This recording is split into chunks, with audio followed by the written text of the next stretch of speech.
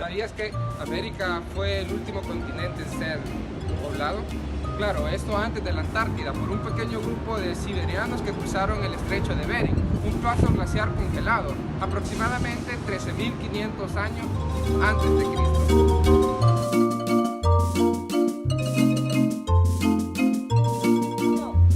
Estos grupos se esparcieron en lo que actualmente es conocido como América. Su método para sobrevivir era principalmente la caza y recolectar plantas, ya que en América encontraron grandes propiedades alimenticias, medicinales y psicoactivas en la variedad de plantas que existen en nuestro continente. Antes de la conquista española, el territorio de El Salvador se encontraba en la región llamada Mesoamérica, cuna de grandes civilizaciones prehispánicas.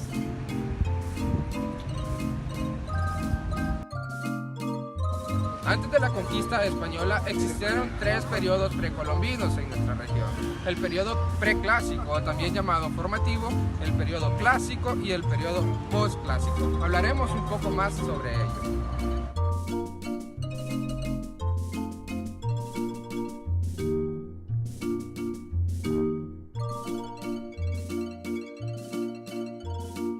El Salvador, el pulgarcito de América, Cuscatlán, como lo quieras llamar, es el país más pequeño de Hispanoamérica, pero igualmente es el más densamente poblado. Estábamos mencionando acerca de los tres periodos sufridos por esta región.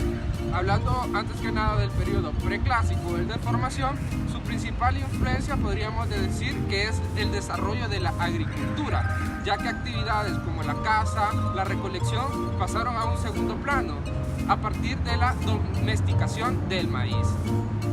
En ese tiempo se dio el asentamiento de las lencas, esto principalmente en el oriente del país. Mientras tanto, en el centro y occidente del país se establecieron los Proton Maya. Este periodo resaltan la cerámica Usulután y se encontraron asentamientos en Quelepa, Tiquisaya y el Trapiche. Algo muy importante que sucedió es que el desarrollo de estas sociedades, principalmente de occidente y el centro del país, se vieron afectadas por la erupción de la caldera del volcán de Ilopango, que depositó grandes cantidades de ceniza en un área de aproximadamente 10.000 kilómetros cuadrados, obligando a las poblaciones a reubicarse. Afortunadamente, la zona oriental no se vio afectada, pero las zonas afectadas se tuvieron que movilizar a áreas más altas debido a que la ceniza volcánica había obstruido los cauces de los ríos, cual causaba inundaciones. Ahora hablaremos un poco sobre el periodo preclásico.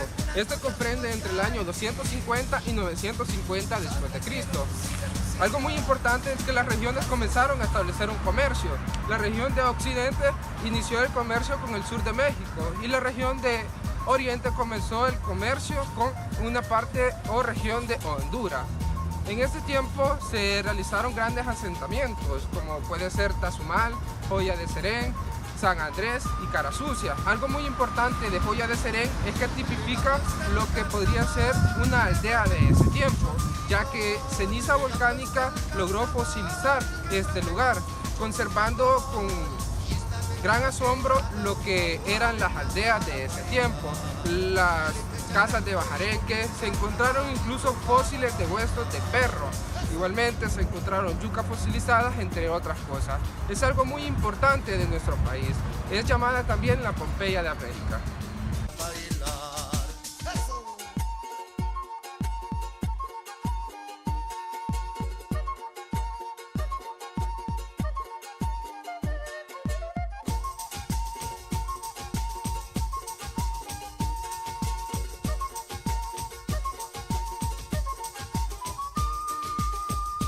El periodo postclásico es considerado un periodo de migración, ya que aproximadamente en el siglo XIII un grupo náhuatl influenciado por la cultura mexica llegaron a nuestro territorio.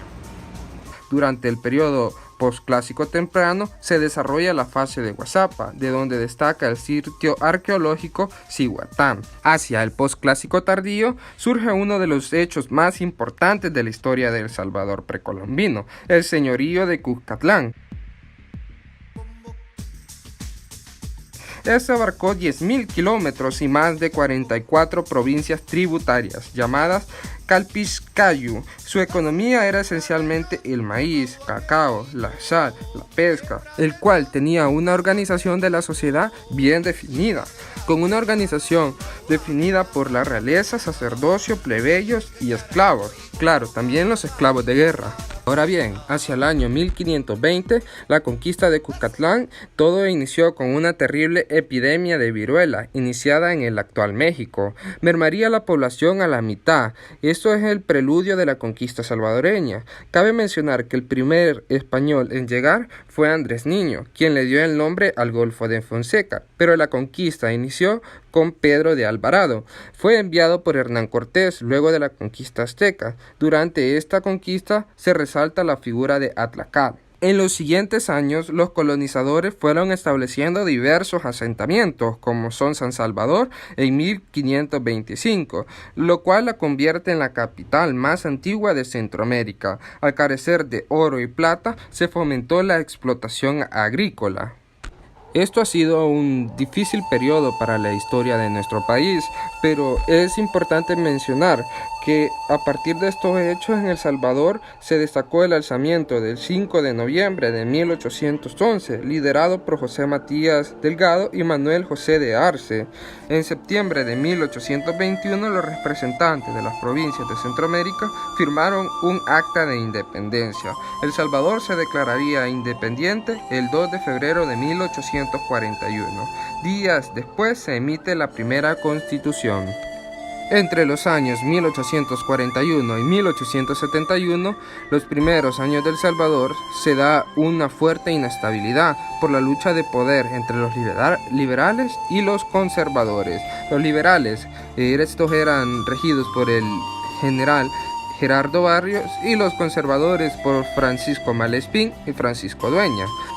En 1852 se da la Batalla de la Arada, con la cual salen vencedores Francisco Malespín y Francisco Dueña.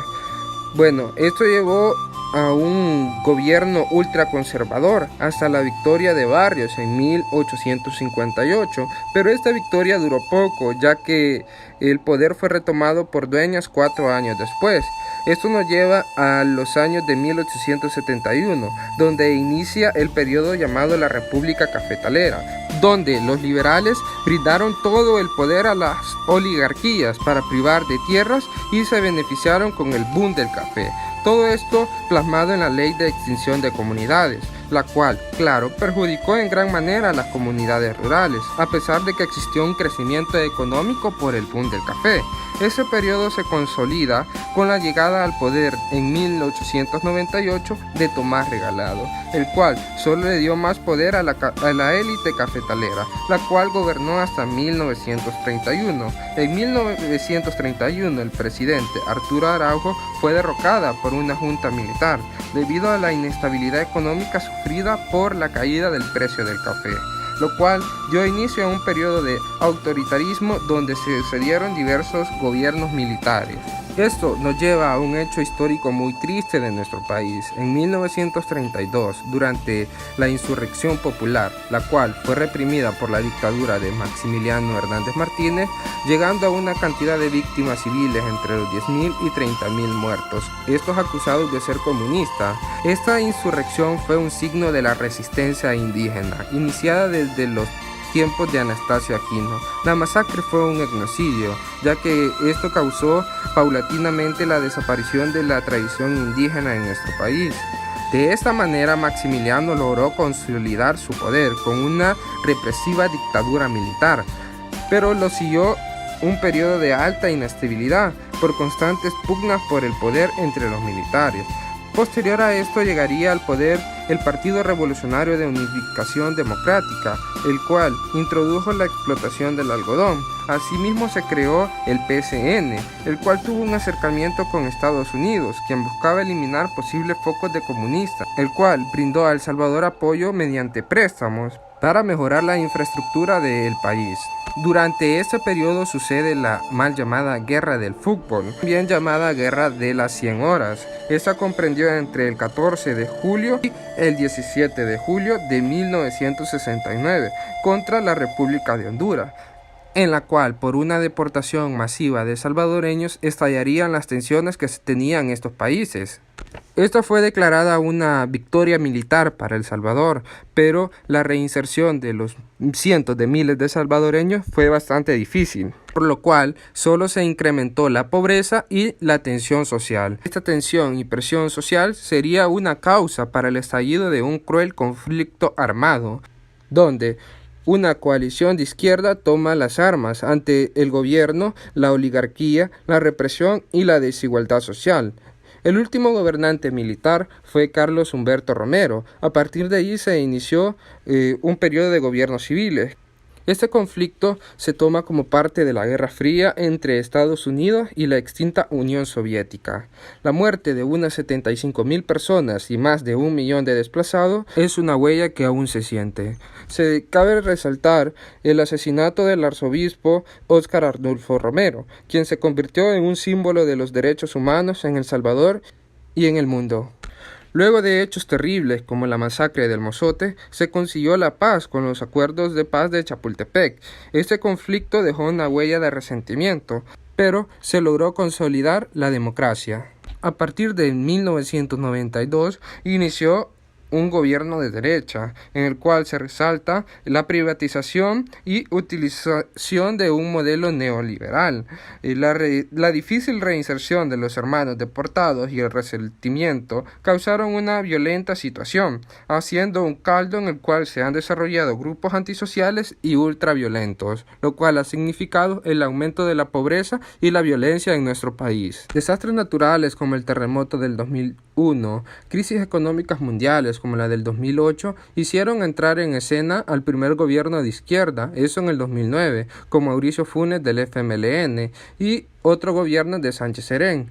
Lamentablemente, el país aún no alcanza estabilidad social y algunos grupos llegaron a pactar con los gobiernos, lo cual hizo que muchos salvadoreños participaran en caravanas de migrantes a Estados Unidos en búsqueda de una mejor calidad de vida. El fracaso del bipartidismo de los últimos 30 años, el cual no logró mejorar la condición de vida de los salvadoreños. En 2019 entra al poder un nuevo partido de centro-derecha, Gana, al mando de Nayib Bukele, actual presidente de El Salvador. Ese ha sido un poco el resumen de la historia de El Salvador. Ha sido un gusto. Saludos, Emerson Bonilla.